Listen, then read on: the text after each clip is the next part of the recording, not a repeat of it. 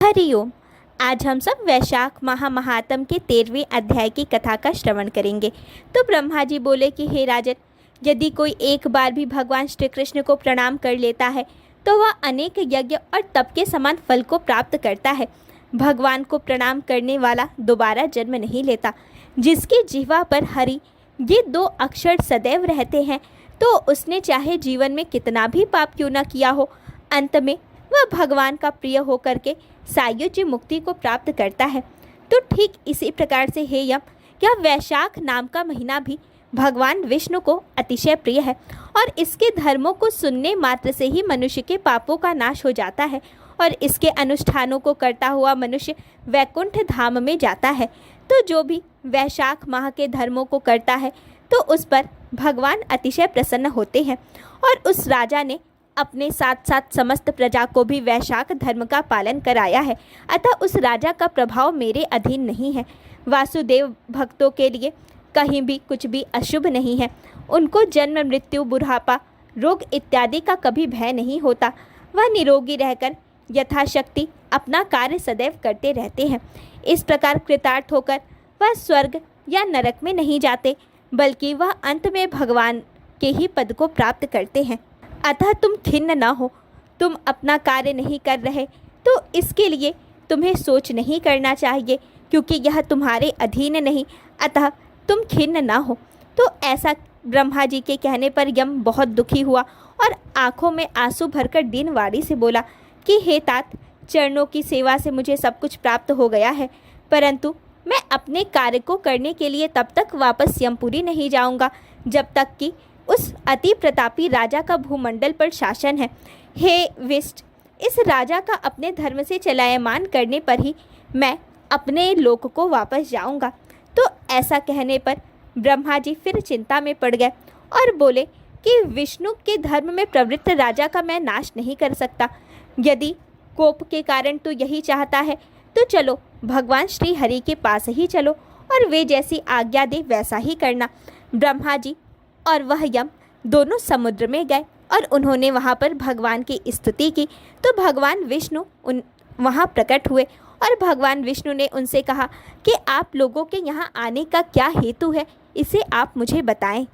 ब्रह्मा जी ने कहा कि हे प्रभु, आपके उत्तम दास उस राजा ने पृथ्वी पर शासन करते हुए अपने समस्त प्रजाजनों को वैशाख के धर्मों में लगा दिया है, जिससे वे सभी परम पद को पा रहे हैं और इसी से यम की नगरी खाली हो गई है और इसी से यह यम इतना दुखी है।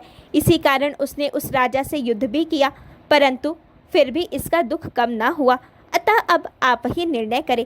तब भगवान ने कहा कि वैशाख के महीने में श्रद्धा रखने वाला महात्मा लोग तुमको तुम्हारा भाग अवश्य ही देंगे। राजा से भी समय से तुम अपना भाग अवश्य ही पाओगे। अतः हे यम, तुम दुखी ना हो। मैं अपने दूत को कीर्तिमान राजा के पास भेजता हूँ और उसे वह मेरा संदेश सुनाएगा, और जो भी वैशाख माह का धर्म करेगा तो यदि वह तुम्हें तुम्हारा भाग नहीं देगा तो उसके द्वारा किया गया पुण्य तुमको प्राप्त हो जाएगा और तुम उस व्यक्ति पर शासन कर सकते हो। ऐसा कहकर भगवान विष्णु ने अपने पार्षद सुनंद को उस कीर्तिमान राजा के यहाँ पर भेजा। राजा कीर्तिमान ने सुनंद को देखकर उसका आतिथ्य सत्कार किया और सुनंद के द्वारा भगवान विष्णु की दी हुई आज्ञा का भली भांति पालन किया और कहा कि मैं अवश्य ही अपने भगवान की समस्त आज्ञाओं का पालन करूंगा। तो इस प्रकार जब सुनंद वापस आया तो उसने कहा कि उस राजा ने यह स्वीकार कर लिया है कि वह तुम्हें तुम्हारा भाग अवश्य ही देगा। तो इस प्रकार उस कीर्तिमान राजा के राज्य के वैशाख धर्म के पालन करने वाले सभी लोग यम को उसका भाग देने लगे। वे प्रतिदिन स्नान करके यम को अर्घ देने लगे। तो इस प्रकार भगवान ने कहा कि जो यम को उसका भाग नहीं देगा तो उसके संपूर्ण पुण्य विफल हो जाएंगे।